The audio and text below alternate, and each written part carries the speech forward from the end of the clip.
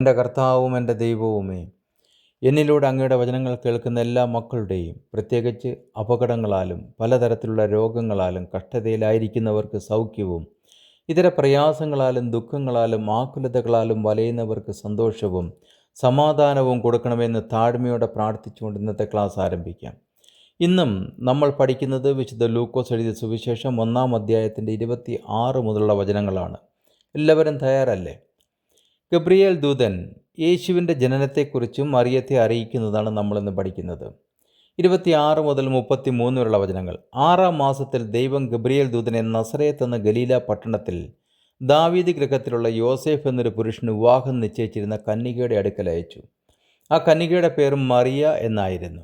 ദൂതൻ അവളുടെ അടുക്കൽ അകത്ത് ചെന്ന്, കൃപ ലഭിച്ചവളെ, നിനക്ക് വന്ദനം, കർത്താവ് നിന്നോട് കൂടെയുണ്ട് എന്ന് പറഞ്ഞു. അവൾ ആ വാക്ക് കേട്ട് ഭ്രമിച്ചു, ഇതെന്തൊരു വന്ദനമെന്ന് വിചാരിച്ചു.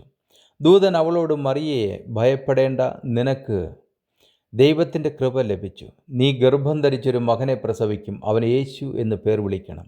അവൻ വലിയവനാക്കും, അത്യുന്നതൻ്റെ പുത്രൻ എന്ന് വിളിക്കപ്പെടും. കർത്താവായ ദൈവം അവൻ്റെ പിതാവായ ദാവീദിൻ്റെ സിംഹാസനം അവന് കൊടുക്കും.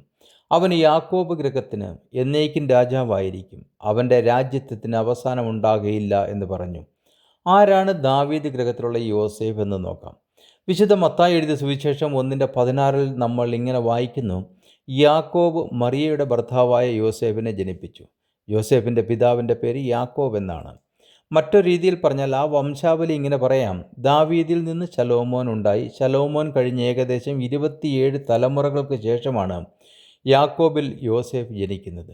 വിശുദ്ധ മത്തായി എഴുതിയ സുവിശേഷത്തിൽ നമ്മളിങ്ങനെ വായിക്കുന്നു: ആകെ തലമുറകൾ അബ്രഹാം മുതൽ ദാവീദ് വരെ 14, ദാവീദ് മുതൽ ബാബേൽ പ്രവാസത്തോളം 14, ബാബേൽ പ്രവാസം മുതൽ ക്രിസ്തു വരെ 14 ആകുന്നു. മത്തായി 1:17. ഇവിടെ യോസേഫ് യാക്കോബിൻ്റെ മകൻ എന്നാണ് പറയുന്നത്. എന്നാൽ ലൂക്കോസിൻ്റെ സുവിശേഷത്തിലേക്ക് വരുമ്പോൾ നമ്മൾ കാണുന്നത് യോസേഫ് ഹേലിയുടെ മകൻ എന്നാണ്. എന്താണ് ഈ വ്യത്യാസത്തിന് കാരണം? വിശുദ്ധ മത്തായി പറയുന്നത് ദാവീദിൻ്റെ വംശാവലിയാണ്, എന്നാൽ ലൂക്കോസ് പറയുന്നത് മറിയയുടെ വംശാവലിയാണ്. അപ്പോൾ നിങ്ങൾ ചോദിക്കും, മറിയയും ദാവീദ് ഗോത്രത്തിൽപ്പെട്ടതല്ലേ എന്ന്. അതെ, മറിയയും ദാവീദ് ഗോത്രത്തിൽപ്പെട്ടത് തന്നെയാണ്. എങ്കിൽ എന്തുകൊണ്ടാണ് മത്തായിയും ലൂക്കോസും പറയുമ്പോൾ യോസേഫിൻ്റെ പിതാവ് 2 പേരാവുന്നത്?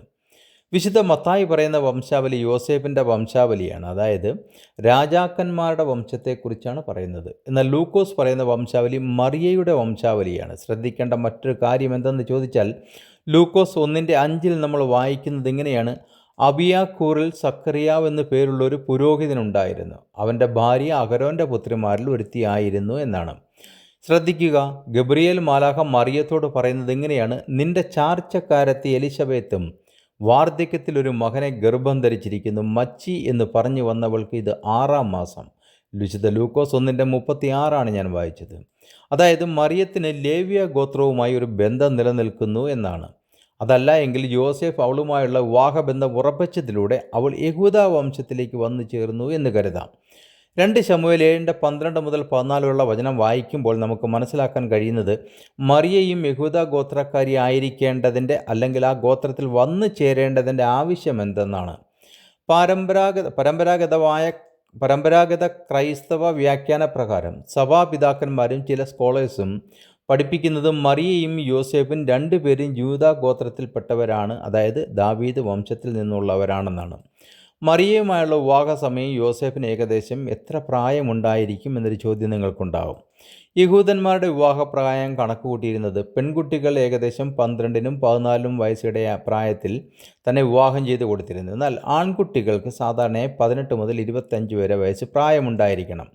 ഇവിടെ യോസേഫിന് ഒരു തൊഴിലുണ്ട്.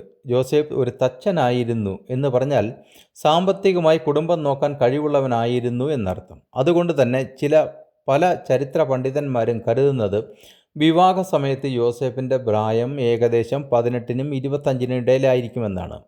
അവൻ വലിയവനാക്കും, അത്യുന്നതൻ്റെ പുത്രൻ എന്ന് വിളിക്കപ്പെടും. കർത്താവായ ദൈവം അവൻ്റെ പിതാവായ ദാവീദിൻ്റെ സിംഹാസനം അവന് കൊടുക്കും.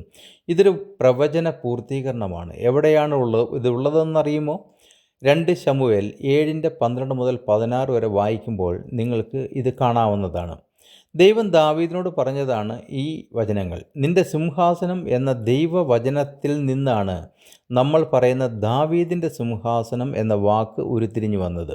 യെശയ്യാവ് 9:6-8 വരെ നമ്മൾ വായിക്കുന്നത് ഇങ്ങനെയാണ്: നമുക്കൊരു ശിശു ജനിച്ചിരിക്കുന്നു, നമുക്കൊരു മകൻ നൽകപ്പെട്ടിരിക്കുന്നു, ആധിപത്യം അവൻ്റെ തോളിലിരിക്കും. അവന് അത്ഭുത മന്ത്രി, വീരനാം ദൈവം, നിത്യപിതാവ്, സമാധാനപ്രഭു എന്നു പേർ വിളിക്കപ്പെടും. അവൻ്റെ ആധിപത്യത്തിൻ്റെ വർധനയ്ക്കും സമാധാനത്തിനും അവസാനമുണ്ടാകുകയില്ല. ദാവീദിൻ്റെ സിംഹാസനത്തിലും അവൻ്റെ രാജ്യത്വത്തിലും ഇന്നു മുതൽ എന്നേക്കും അവൻ അതിനെ ന്യായത്തോടും നീതിയോടും കൂടെ സ്ഥാപിച്ച് നിലനിർത്തും. സൈന്യങ്ങളുടെ യഹോവയുടെ തീഷ്ണത അതിനെ നിവർത്തിക്കും. കർത്താവ് യാക്കോബിൽ ഒരു വചനം അയച്ചു, അത് ഇസ്രായേലിന്മേൽ വീണും ഇരിക്കുന്നു. എൻ്റെ വൃതനോട് ഞാൻ ഒരു നിയമവും എൻ്റെ ദാസനായ ദാവീദിനോട് സത്യവും ചെയ്തിരിക്കുന്നു. നിന്റെ സന്തതിയെ ഞാൻ എന്നേക്കും സ്ഥിരപ്പെടുത്തും, നിന്റെ സിംഹാസനത്തെ തലമുറ തലമുറയോളം ഉറപ്പിക്കും. സങ്കീർത്തനങ്ങൾ 89:3-4 വരെയാണ് ഞാൻ വായിച്ചത്. ഇനി 34 മുതൽ 38 വരെയുള്ള വചനങ്ങൾ. മറിയ ദൂതനോട്, ഞാനൊരു പുരുഷനെ അറിയായിക്കാൽ ഇതെങ്ങനെ സംഭവിക്കും എന്ന് പറഞ്ഞു. അതിന് ദൂതൻ, പരിശുദ്ധാത്മാവ് നിന്റെ മേൽ വരും, അത്യുന്നതൻ്റെ ശക്തി നിന്റെ മേൽ നിഴലിടും. ആകയാൽ ഉത്ഭവിക്കുന്ന വിശുദ്ധ പ്രജ ദൈവപുത്രൻ എന്ന് വിളിക്കപ്പെടും. നിന്റെ ചാർച്ചക്കാരത്തി എലിശബേത്തും വാർദ്ധക്യത്തിൽ ഒരു മകനെ ഗർഭം ധരിച്ചിരിക്കുന്നു. മച്ചി എന്ന് പറഞ്ഞു വന്നവൾക്ക് ഇത് 6-ാം മാസം.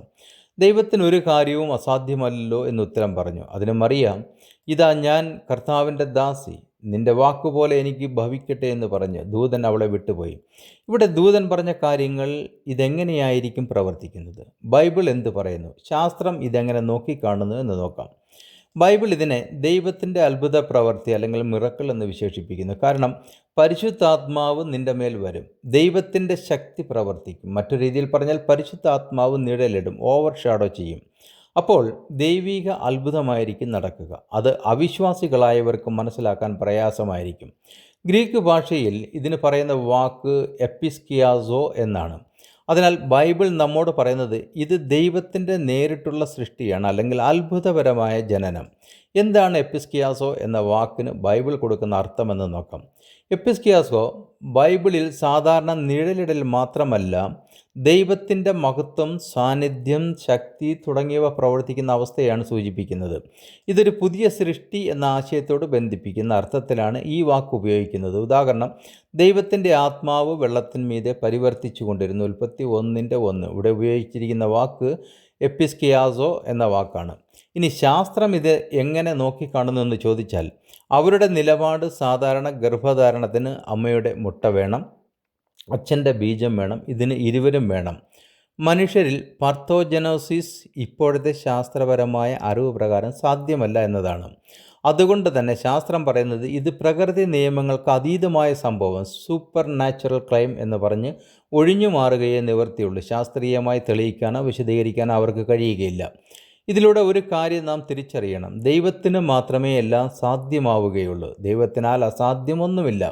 ഇതോടെ ഇന്നത്തെ ക്ലാസ് അവസാനിക്കുന്നു. അടുത്ത ക്ലാസ്സിൽ വീണ്ടും കാണുന്നതിനായി കർത്താവായ യേശു ക്രിസ്തു നമ്മെ ഏവരെയും അനുഗ്രഹിക്കുമാറാകട്ടെ. അടുത്ത ക്ലാസ്സിൽ നമ്മൾ പഠിക്കുന്നത് മറിയം എലിസബത്തിനെ സന്ദർശിക്കുന്നതിനാണ്. അതിനായി യേശു ക്രിസ്തു നമ്മെ ഏവരെയും യോഗ്യരും ശക്തരുമാക്കി തീർക്കട്ടെ എന്ന പ്രാർത്ഥനയോടെ ബെഞ്ചമിൻ കോശി.